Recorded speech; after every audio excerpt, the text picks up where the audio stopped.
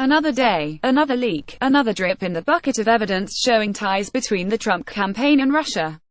The Washington Post reported Monday evening that a campaign aide tried repeatedly to set up meetings between the billionaire candidate and Kremlin officials, including Russian President Vladimir Putin, before Donald Trump was even the Republican nominee. That's a bad look for a president whose son already has acknowledged meeting with a woman he thought was a Russian government lawyer offering damaging information about Hillary Clinton, and whose former campaign chairman recently was the target of a pre-dawn raid by the FBI. Plus, the Post's report is a product of another leak. A person with access to campaign emails that have been turned over to congressional committees investigating Russian election meddling read some of the emails to the Post, and two others with access confirmed the tone and select passages. But it's not all bad for President Trump. In fact, there are a few bright spots. The aide who tried to coordinate the meetings was a low-level staffer. George Papadopoulos was the youngest of Trump's foreign policy advisors and not a prominent figure.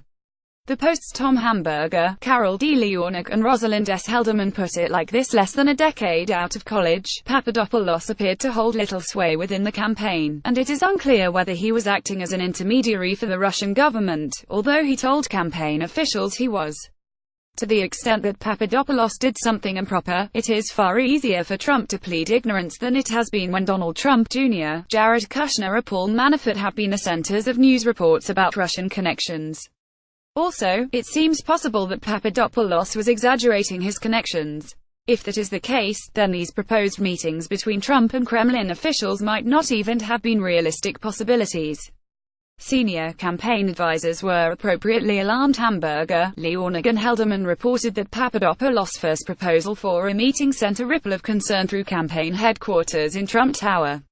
More campaign co-chairman Sam Clovis wrote that he thought NATO allies should be consulted before any plans were made. Another Trump advisor, retired Navy Rear Admiral Charles Kubik, cited legal concerns, including a possible violation of U.S. sanctions against Russia and of the Logan Act, which prohibits U.S. citizens from unauthorized negotiation with foreign governments. Among those who expressed concern about the effort was then campaign chairman Paul Manafort, who rejected in May 2016 a proposal from Papadopoulos for Trump to do so. "We are past the point where Trump can credibly claim that no one on his campaign team tried to work with Russians. Some clearly did, including his eldest son. But, in this case, it appears that his senior advisors were appropriately alarmed by Papadopoulos' suggestions and shot down the idea of setting up meetings.